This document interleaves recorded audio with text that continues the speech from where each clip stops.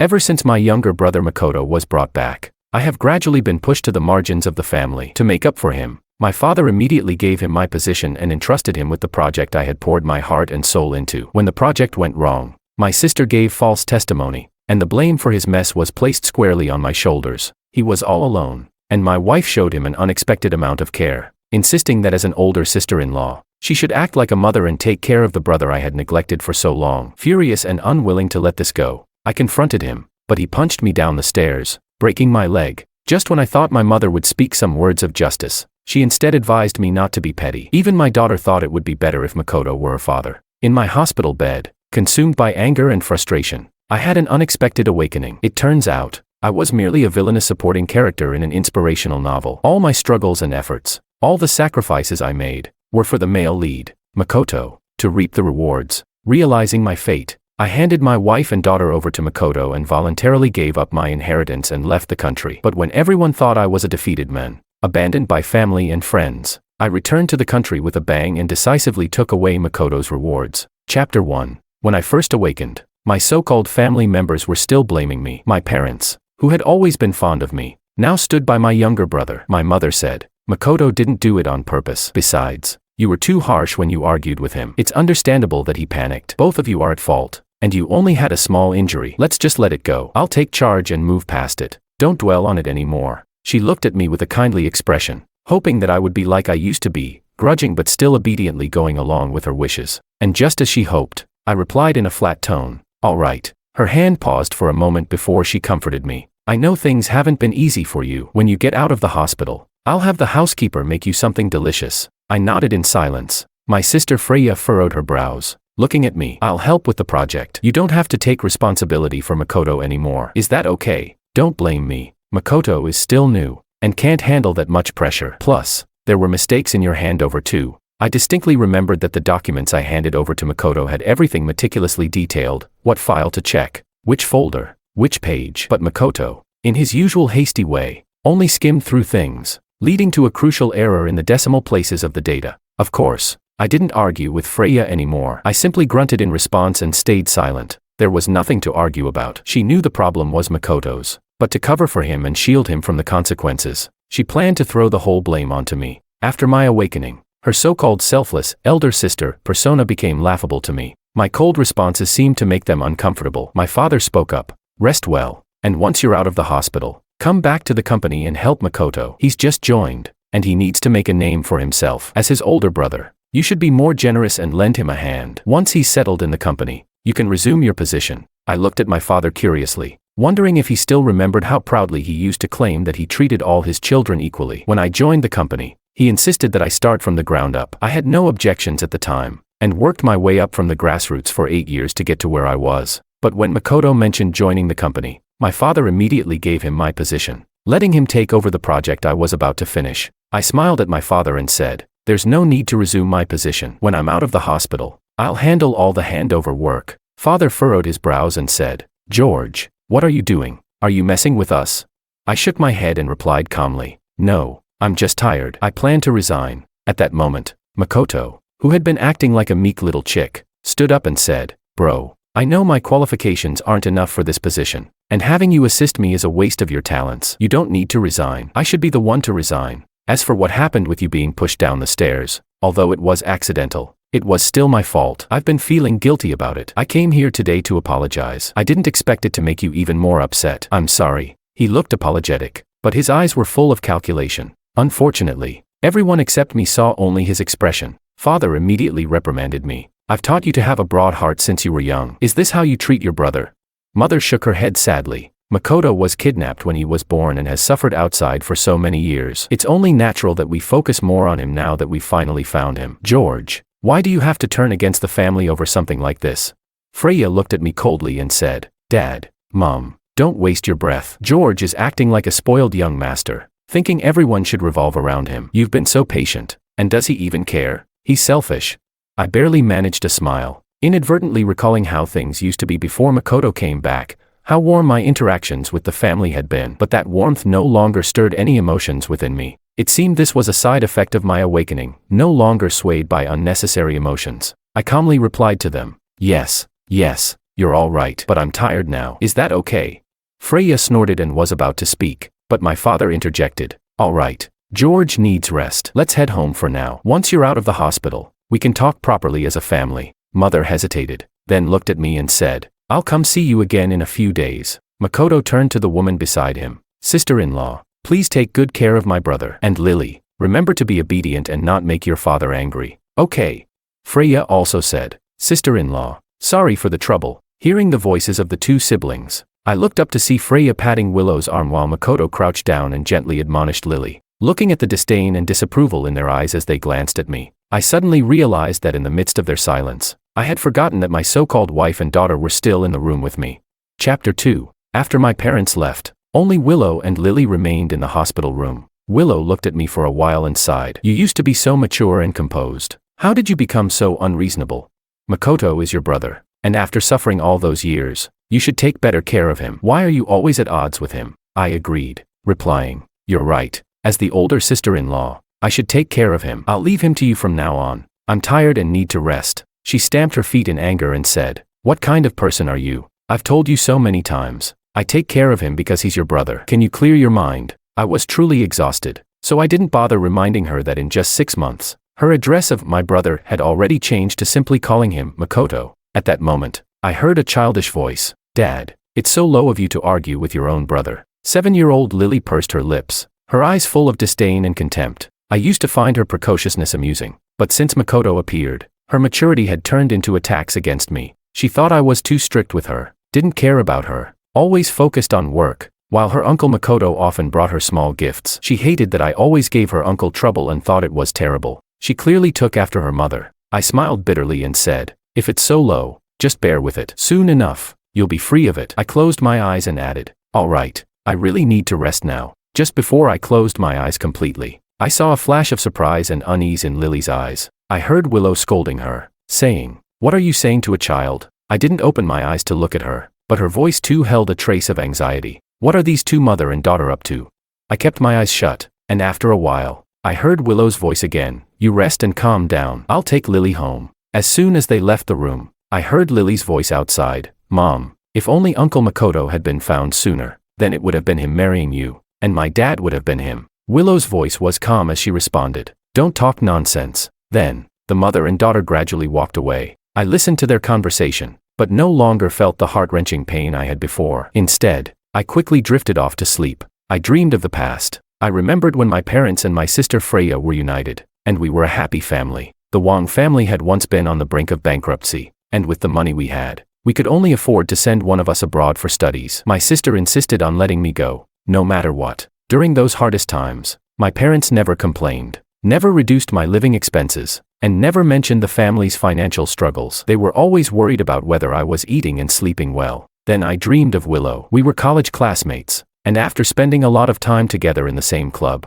I began to develop feelings for her. She told me that she knew there was a big gap between our family backgrounds, and she wanted to become better so that she could be worthy of me. I insisted that my family never cared about social status, but she still rejected my financial support, insisting on splitting the living expenses and earning a scholarship through her own efforts. At that time, her love for me seemed so pure and sincere. I remembered once when one of her friends told her that a woman's youth is invaluable, that it's only natural to use a man's money, and that she shouldn't be fooled by me. As a result, Willow and her friend fell out and never spoke to each other again. My family knew we truly loved each other and supported us being together. Later, we got married and had Lily. I once rolled down a flight of stairs to save Lily and was unconscious for 3 days and nights. The doctor said I almost didn't make it. When I woke up, I saw Willow crying by my bedside, her eyes full of tears, saying that if I didn't wake up, she wouldn't live either. The scenes in my dream kept changing. Then I dreamed of Lily, when she was 3 years old and fell seriously ill. At that time, Willow was out of town and couldn't return. I was in charge of a major project for Wong, so I worked during the day and took care of Lily at night, sleeping only 10 hours over the course of 7 days. After she recovered, I fell seriously ill. Back then, little Lily, with her red eyes, said she wanted to grow up quickly so she could take care of me and not let me work so hard. Sometimes, I thought that my family love and my love life were perfect. Life had its struggles, but overall, it was going smoothly, and I was happy. I thought I would continue to be happy forever, until Makoto appeared in my life. When I woke up, I blinked, and the memories of that dream seemed so distant, as if I were watching someone else's story. Chapter 3. I stayed in the hospital for another 2 days, and after confirming that everything was fine, I was discharged. On the day I left the hospital, neither my parents nor Willow, who had said they would come pick me up, showed up. Instead, as I was hailing a cab, I saw Makoto's post on Moments. He wrote, "Thanks to my dad, mom, sister, sister-in-law, and little niece for coming early this morning to celebrate my birthday." I smiled and swiped past the post. They had indeed given me unforgettable family warmth, which is why I agreed, time and again, to give way to Makoto when they asked me to. But now, I felt that enough was enough. I still have a bright future ahead of me and can't keep drowning in this inescapable quagmire. When I got home, I began packing my things, and suddenly felt a wave of frustration. It wasn't because of them, but because I had lived in this house for so many years, and packing up all my belongings was going to take a lot of work. I kept packing until around 7 p.m., when the two of them came back. Willow opened the door and, upon seeing me, looked guilty as she said, "Sorry, honey, we were celebrating Makoto's birthday today and I forgot you were discharged. I just took Lily to the hospital and only realized you had already gone home." But soon, her tone shifted to one of reproach. She continued, "You should have let us know you were leaving the hospital. You made me and Lily run all the way there for nothing. Don't tell me you're mad about something trivial again." I shook my head and replied, "No, just busy. Forgot to message you." She frowned and said, "How could you forget something like this? And what's so busy about just getting discharged?" I said, "Packing my clothes." She asked, "What's there to pack? By the way, Lily and I rushed to pick you up, but we didn't have time to eat." Lily walked over and awkwardly said, "I want shrimp noodle soup." This was her way of making up with me. Whenever we had an argument, she would soon come to me and ask for something she wanted to eat, and I would smile and go to the kitchen to cook it for her. Here I am, a vice president of a large corporation, managing so many employees. Yet for this mother and daughter, I would wash my hands and cook, learning to make meals. In the end, I had nothing and ended up in a miserable, tragic situation. What was it all for? But, by now, I was also hungry, so I went into the kitchen, and out of the corner of my eye, I saw them both relax. 10 minutes later, I brought out a bowl of noodles and placed it on the table. Willow froze and asked, "Just one bowl?" Lily stopped in her tracks and asked, "Did you put chili in it? And chicken drumsticks?" Willow scolded, "How could you forget that Lily doesn't eat spicy food or chicken?" I took a sip of soup and smiled. "She doesn't eat it, but I do. I'm hungry too, so I thought it was fine to fill myself first." "No problem." The expressions of the mother and daughter immediately darkened. Lily said stiffly, "I'm not eating it." Willow shot me a cold glance and said, "I'll take Lily out to eat." I ignored their retreating figures and happily finished my bowl of noodles. Then, I went back to packing. Once I was almost done, I called my lawyer to discuss the divorce. I definitely couldn't use Wang's legal team. That would mean letting everyone know I was planning to divorce before I was ready. It was better to find someone I trusted more. Chapter 4. Willow and Lily didn't come home that night, but I wasn't bothered. After all, Willow was there as the mother, so there shouldn't be any problems. The next day, I went to the lawyer's office as planned. During the meeting, I received numerous calls, all from those so-called family members. I just muted the phone. When I finished the meeting and came out, it was already dusk. I randomly picked a number and called back. As soon as the call connected, I heard my mother's anxious voice. She said, "George, yesterday was Makoto's birthday, and we forgot to pick you up from the hospital." "That's wrong, but you can't just ignore your wife and child like that. If it wasn't for them going to find Makoto, I wouldn't even know you're not taking care of them." I was speechless. The nanny was off that day, and there was no one at home. What else could I do? Besides, they aren't broke. They can go out to eat by themselves. She sighed. "Listen to Mom. Don't stay mad at your daughter-in-law. Makoto feels guilty too, and you're making him uneasy. Your dad and sister don't want to see him upset." I replied. "Does that include you too?" She said. "George, don't say that. Both you and Makoto are my sons." "For Mom, the palms and backs of my hands are both the same." I asked in a neutral tone. "So, what do you want me to do?" She answered, "Just apologize first and make it up to them. Then explain to Makoto so he can feel better. What's the point of arguing over right and wrong in a family?" I laughed. "Fine, but I've been busy lately. I'll go see them in 2 or 3 days." She said, "You child." I didn't wait for her to finish. Hanging up the phone, I was thinking it's time to get the divorce over with. That would at least make things easier for them. When I got home, Willow and Lily were already there. When they saw me, their faces were as cold as ice. Willow was the first to speak up. "I didn't come back last night with Lily, and you didn't even care. Are you out fooling around?" I didn't want to explain that I wasn't out fooling around. I just said, "Well, you're the mother, right? I figured you'd take good care of her. Besides, you've said before that Lily thinks I'm too strict as a father." And she's afraid when she sees me. You wanted me to give her some space, remember?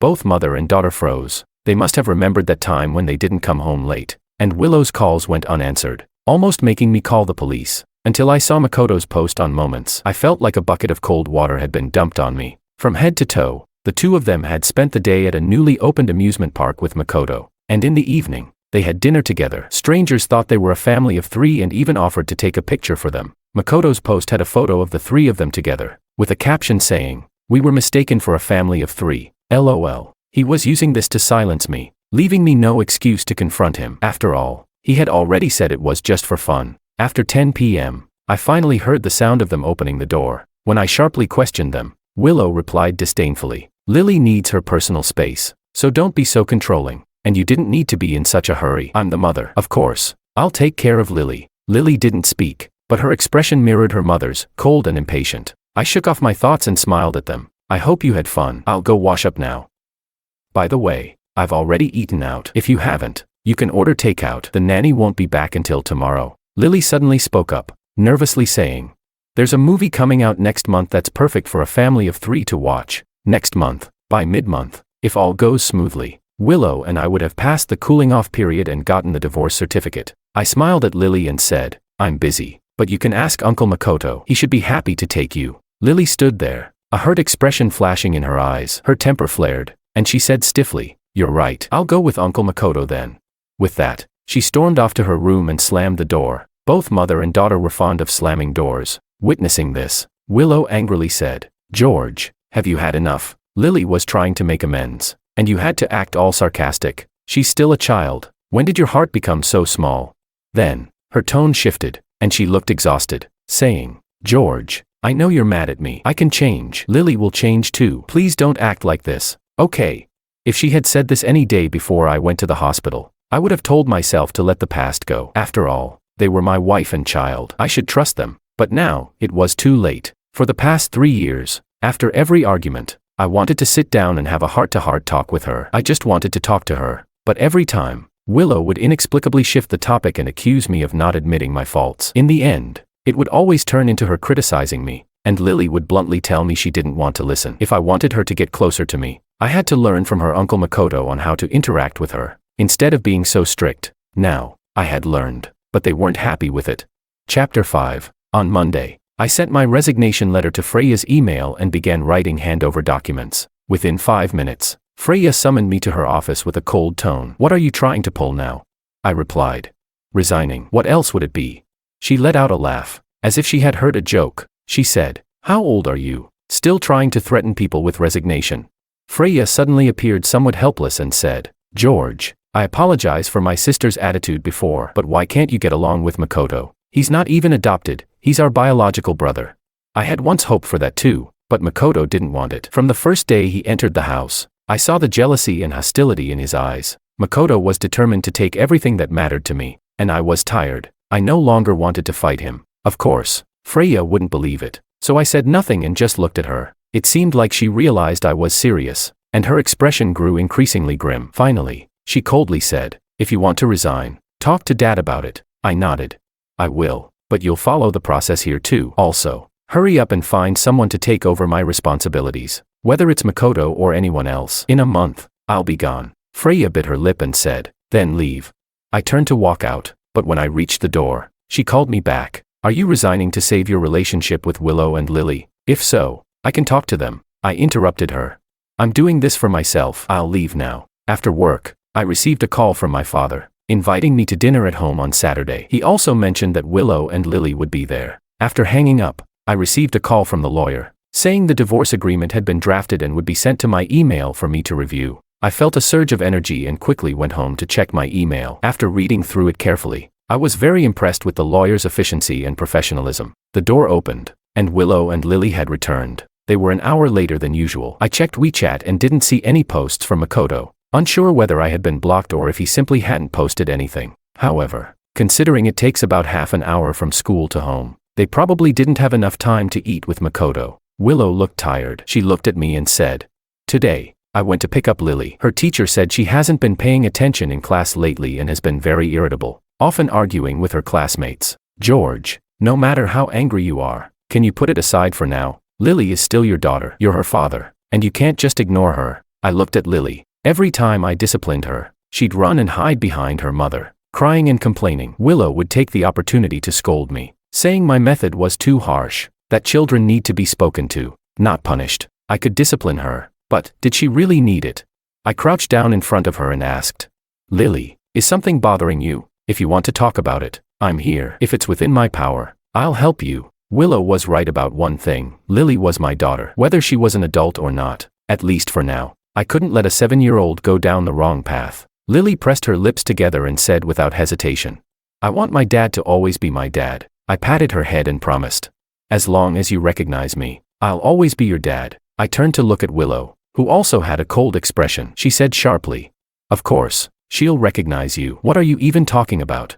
This didn't match the plot I knew. According to what I understood, during the family dinner on Saturday, I would explode with anger seeing the closeness between Willow, Lily, and Makoto. Willow would be completely disappointed in me and ask for a divorce. Lily would point at me, saying she didn't want such a cruel man as her father. I had no expectations of Willow, but I couldn't deny that Lily still tugged at my heart. So, this was her last chance. Chapter 6. On Saturday, Willow, Lily, and I arrived at the old house on time. As soon as the door opened, Makoto was the first to greet me. He looked at me with joy and said, Brother, I'm really happy you came.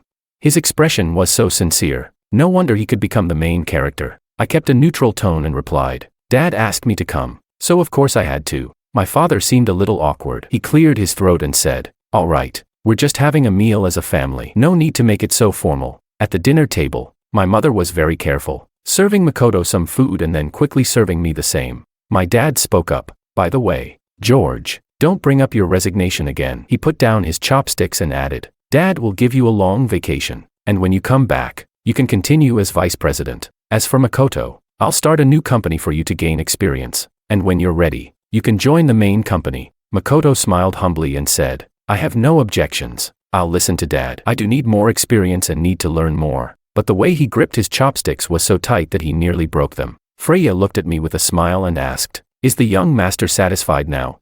I smiled politely. Makoto wasn't someone who would passively take a beating. He certainly had something up his sleeve. After dinner, my mother pulled me to a side room to chat. She asked how I was doing, and it felt like things were back to the way they were before Makoto came. But still, something felt different. After talking with my mother, I went to the living room and heard voices coming from the garden. I walked over to see. In the garden, Lily was looking down, too shy to meet Makoto's eyes. She said, Sorry, Uncle, I decided to go watch the movie with Dad. Then she added hastily, But I'll watch other movies with you later. Makoto's face paled slightly, but he gently reassured her. Silly child, there's no need to apologize. Watching a parent-child movie with your dad is completely normal. Willow looked at them with tenderness in her eyes and said softly, If only George cared as much as you do, Uncle. Makoto, understanding, said, Sis, don't say that. Brother acts this way because he cares about you all. Sometimes I wonder, if I hadn't come back to this house, would that have been better for everyone? Willow quickly interrupted, Don't say that. We never thought that. Lily likes you very much. Lily nodded repeatedly, saying, Uncle, I've always hoped you could be my dad, but Mom says Dad has done a lot for me, and I can't make him sad. At this moment, Makoto noticed me from an angle where Willow and Lily couldn't see. He made a smug gesture with his mouth, Trash. Then, pretending to be surprised, he called out to me, Brother. Willow and Lily were both startled and looked over at me, their faces filled with panic. Makoto took 2 quick steps, grabbed my hand, and explained, Brother, please listen to me. Just hear me out, okay? His voice even had a hint of a sob. I calmly pried his hand away. Willow pursed her lips and said, All right. Makoto didn't mean anything by it. We didn't say anything wrong. George, don't be like this. I was speechless. I hadn't said anything or done anything yet, though Lily was nervous. She stepped forward and stood in front of Makoto, afraid I would hurt him. Makoto said, Sis, Lily, can you both leave for a moment? I want to speak to Brother alone. Though they were worried, they listened to Makoto and left, looking back at me and him constantly. I knew that wasn't worry for me, it was concern for Makoto. Once it was just the 2 of us, Makoto's expression changed. He sneered and said, Does it hurt to see the person you care about only care for me, brother? I was puzzled and asked, Why do you have so much hatred for me? I was only 2 when you were taken away. Makoto gradually became unhinged. Because I can't accept it. Why? After all, are we both sons of the Wong family? You've lived like a young master for over 20 years. while I've lived worse than a beggar. I know you look down on me because I only graduated from college, but I've been tortured by those two scumbags since I was young. I had to do all the household chores and never had time to study. I only managed to get into college because that family had an accident and died while I was in high school. That's when I was finally free.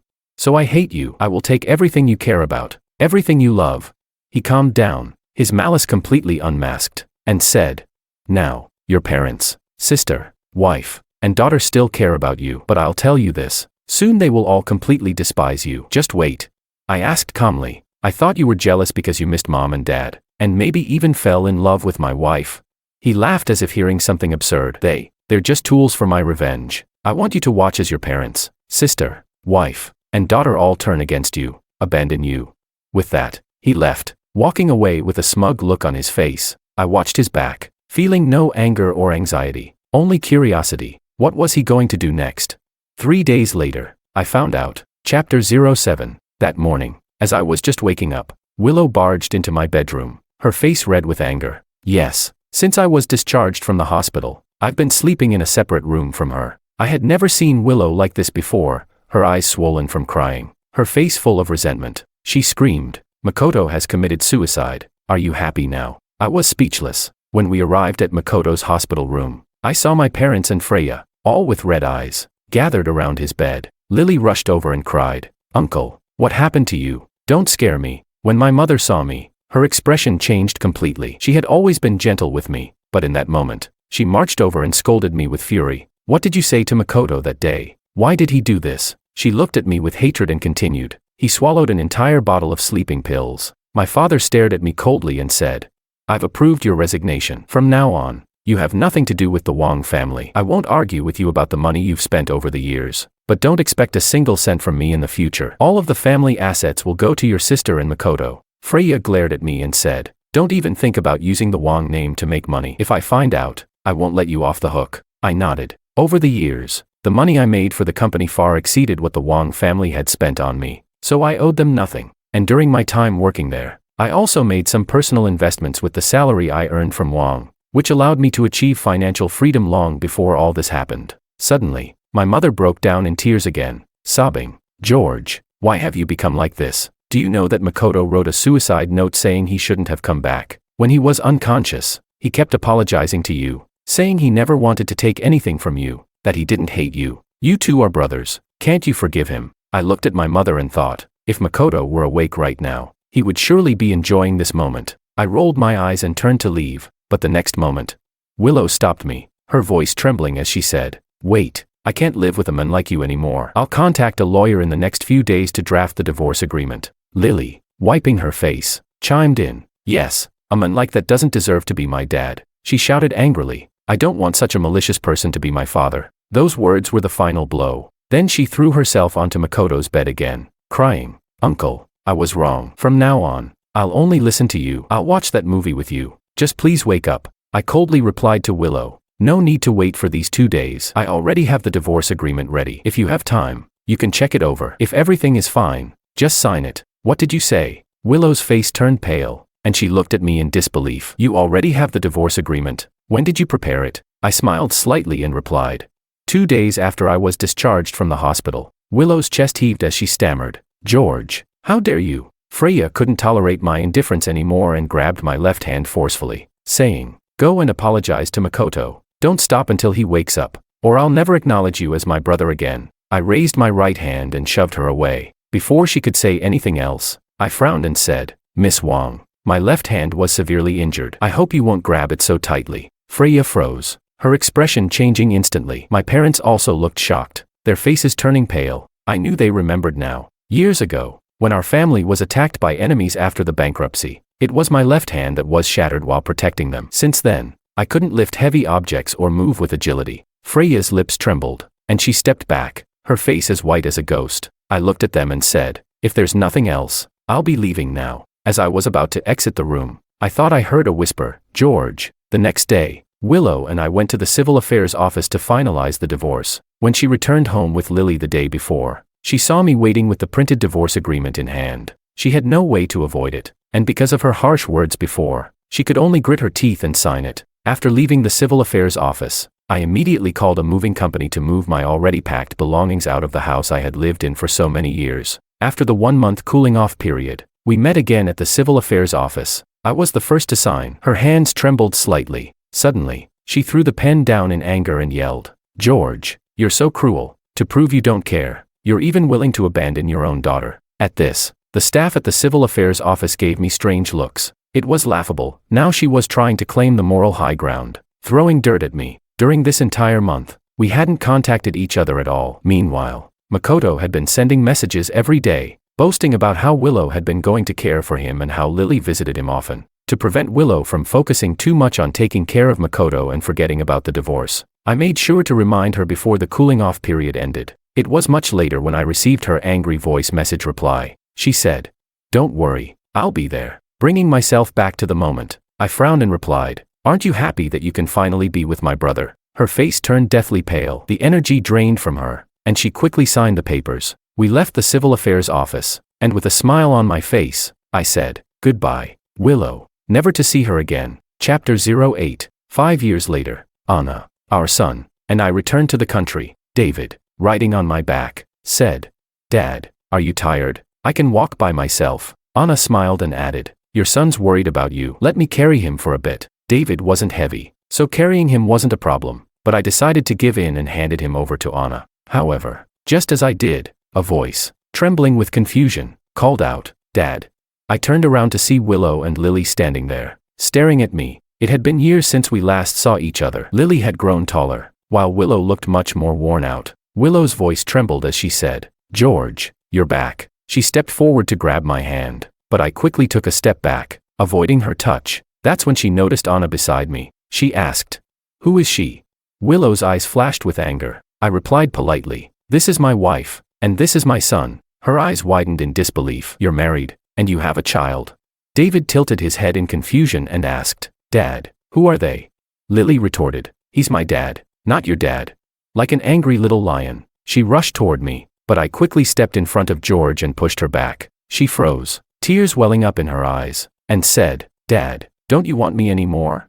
She cried and sobbed, saying, "I was wrong. Dad, I shouldn't have believed that bad person. Please come back. I only want you as my dad. I won't trust anyone else again." Willow's eyes were red as she said, "Why didn't you give us the recording earlier? If I had seen it sooner, I wouldn't have married that bastard Makoto." At that moment, a Cullinan stopped by the roadside, and the driver quickly got out and walked toward us. The driver said, "Madam, I'm sorry I'm late." I gestured for Anna to take David and get in the car first. She gave me a glance and whispered in my ear, "Come back soon, or I'll get jealous." I shot her a look and replied, "My taste isn't bad enough to go back to someone like her." Once they got in the car, I turned to Willow and said with a smile, "I deliberately made sure you ended up with Makoto. How else could I justify the pain I went through all those years?" Willow's face went pale. "I'm sorry, George. I knew you wouldn't forgive me and Lily, but I still held on to a glimmer of hope." Lily was crying uncontrollably. She shouted, "Dad, I really know I was wrong. Give me one more chance, just one last chance."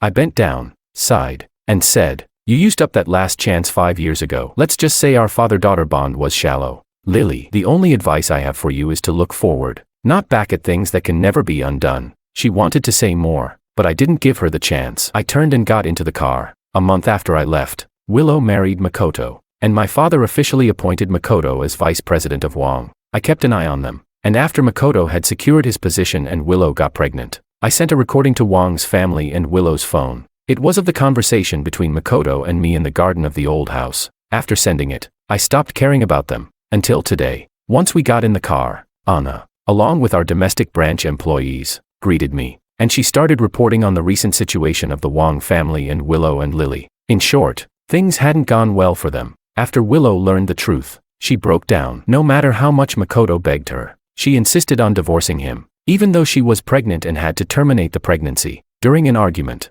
Makoto missed a step and fell down the stairs, breaking his leg. Willow held a grudge against him for his actions and refused to call for help. By the time they got him to the hospital, his leg was beyond saving, and he would walk with a limp for the rest of his life. Makoto tried to get Wong's family to intervene, but they saw him as a foe after receiving the recording. His mother avoided him. His father cruelly mocked him, saying that a disabled man didn't deserve to inherit the Wong family business, and Freya even kicked him out of the house. With nowhere else to go, he clung to the idea of not divorcing. But Willow grew more and more distant, even moving to another house with Lily. Makoto, filled with resentment, secretly sold the confidential information he had collected about Wang and Lu companies to rival firms. Both companies suffered significant setbacks in crucial projects. Their cash flows were cut off, and they nearly went bankrupt. Now, both companies were barely holding on, having to sell assets and downsize. Makoto, on the other hand, was sent to a care facility by the angry families of both companies. Freya spared him from the asylum, but the facility he was sent to was a beautiful, peaceful place. Though he would never leave, he would likely remain there for years, and eventually, he might even end up in the asylum after all. When I heard this, I chuckled and said, well, I should thank Makoto. Without him, we wouldn't have gotten this advantage. Anna and I had come back to handle the acquisition of Wang and Lu's assets. Anna smiled, wrapping herself around me, and said, so it's all thanks to you, right? Didn't you sell their company secrets? She then remembered something and looked worried. I saw your daughter crying and begging today. You didn't soften, did you? You didn't. Right, you can't be soft-hearted. I rubbed my forehead, exasperated. Are you done yet?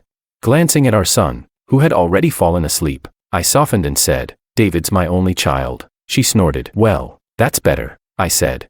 Wife, if you're so worried, why don't we have more kids? Let's have a few more. Oh, wait, I'm sorry, wife. Before I could finish, Anna angrily pinched my arm. Chapter 09. During my time back in the country, my father, mother, and Freya all came to see me, but each time, I avoided them. Eventually, I couldn't avoid them anymore and had to face them. Years had passed, and my parents had aged significantly. Even Freya had a few strands of white hair, clearly showing how much they had been burdened by the company's issues over the years. My mother grabbed my hand, tears in her eyes. My father sighed deeply, and Freya hesitated, but in the end, she didn't say a word. They apologized, begged for my forgiveness, admitting that they had been blinded by their own judgments and didn't realize how wicked Makoto was. They said they hoped I would return and that the family business would still be mine to inherit. I politely declined, saying, I'm here today to tell you that my connection with you ended 5 years ago. I hope you won't come looking for me anymore. If you do, I can't guarantee how much Wang's assets will sell for. Without waiting for their reaction, I stood up and left. Behind me, I could hear their regretful sighs. It felt like a lifetime ago. After that, they never came to find me again. As for Lily, I don't know what Willow told her, but they never appeared in front of me again. However, on the day Anna, David, and I were leaving for M country after handling the acquisition, our bodyguard informed us that 5 people, 4 adults and 1 child, had been secretly watching us at the airport. The bodyguard was someone Anna hired, worried that these people might harass me again. David, a bit anxious, asked, are they the people who said they were from Dad's family? I smiled and pinched his cheek. They're just unrelated people. After we entered the boarding gate, I received a few messages from unknown numbers on my phone. I glanced at them, and they all contained words like, forgive me, I'm sorry, and I'll always wait for you. I didn't open them in detail and simply deleted them all at once. The people who abandoned me are part of yesterday's past. But it's okay. I looked at Anna and David. At least, fate allowed me to find the one who truly loves me.